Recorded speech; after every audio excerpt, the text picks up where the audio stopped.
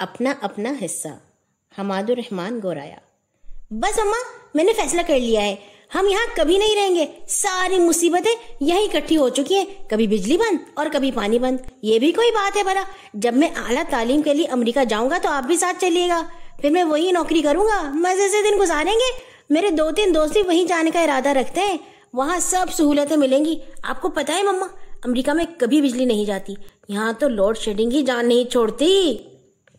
سہیب کھانے کے بعد مسلسل بولے جا رہا تھا اور اس کی ماما حیرانی سے اپنے 10 سالہ بیٹے کی باتیں سن رہی تھی. وہ بھی اسکول سے واپس آیا تھا اور بجلی کے ساتھ پانی بھی بند پایا تو خوب بولا, اور ایسے جنہیں سن کر اس کی مما سخت پریشان ہو گئی.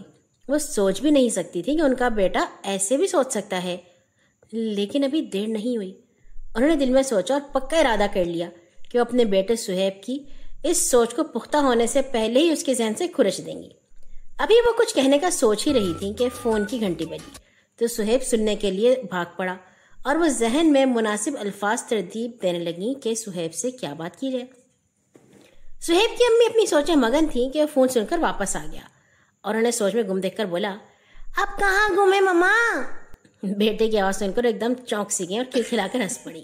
محبت سے اس کے سر پر چپت رسید کی اور کہنے لگی, تمہیں یاد ہے 4 دن بعد ہم دونوں کی سالگرہ ہے, اس بار کسی ہوٹل میں جانے کی بجائے ایک نئے انداز سے سالگرہ منائیں گے.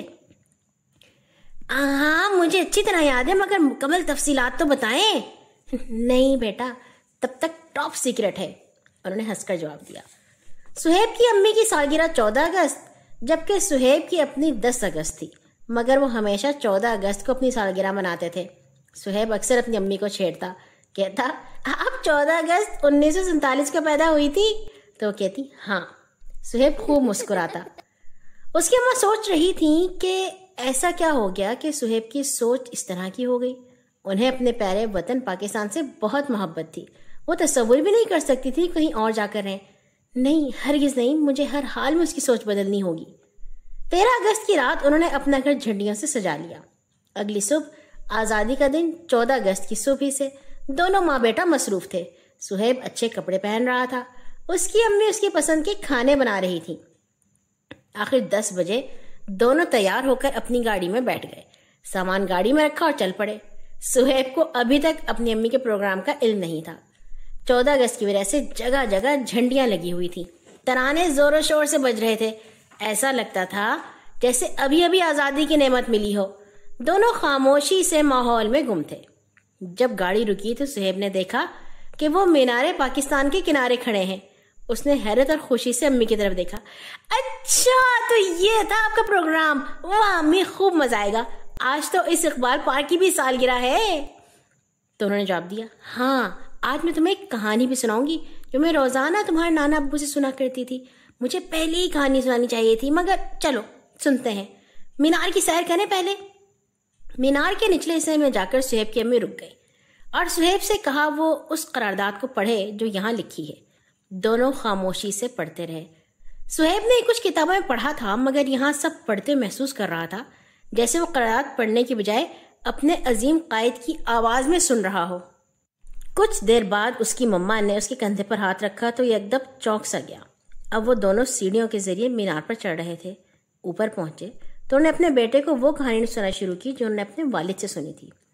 جانتے ہو بیٹا, یہ ملک جس کی آج ہم قدر نہیں کرتے اس وقت کی سب سے بڑی ضرورت تھا, اور اس کو حاصل کرنا اتنا آسان نہیں تھا.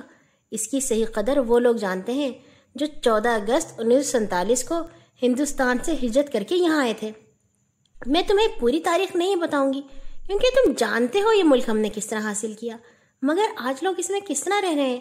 میں جانتی ہوں تم سوچ رہے ہوگے کہ جب لوگ ملک کی قدر نہیں کرتے اور ذاتی مفادات کو ہر چیز پر ترجیح دیتے ہیں تو ہم کیا کر سکتے ہیں. بیٹا, ہم اپنا اپنا حصہ پورا کر سکتے ہیں, اپنا اپنا فرض ادا کر سکتے ہیں. پاکستان کی اصلاح نہیں کر سکتے تو ہم اپنا فرض, اپنی ذمہ داری تو پوری ادا کر سکتے ہیں.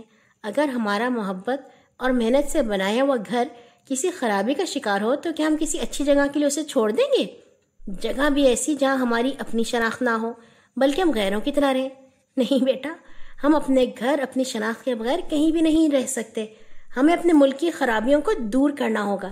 یہ ہم نے یوں ہی نہیں حاصل کیا, اس کے لیے ہمارے بزرگوں نے بہت کچھ کھویا ہے، اس جگہ کا ذرہ ذرہ اس بات کا گواہ ہے۔ اتنا کہہ کر وہ خاموش ہو گئی۔ ان کی آنکھوں میں آنسو چمک رہے تھے۔ وہ سمجھ گیا تھا کہ اس کی مما نے یہ سب باتیں اس سے کیوں کی ہیں۔ مما، میں سمجھ گیا آپ کیا کہنا چاہ رہی ہیں، میں نہیں جانتا تھا آپ اتنی دکھی ہو جائیں گی، مگر میں اب سمجھ گیا ہوں، ہمیں یہیں رہنا ہوگا۔ میں اپنے دوستوں کو بھی سمجھاؤں گا، یہ باتیں بھی بتاؤں گا۔ آئیے اب بادشاہی مسجد چلے۔ مسجد جا کر کیا کرو گے؟ وہاں جا کر شکرانے کے نوافل پڑھیں گے، ٹھیک ہے نا؟ مما، میں اپنے دوستوں کو بھی سمجھاؤں گا، اگر وہ مان گئے تو ٹھیک ہے، ورنہ کیا؟ انہوں نے جلدی سے پوچھا۔ پھر اپنی اپنی قسمت اور اپنا اپنا حصہ۔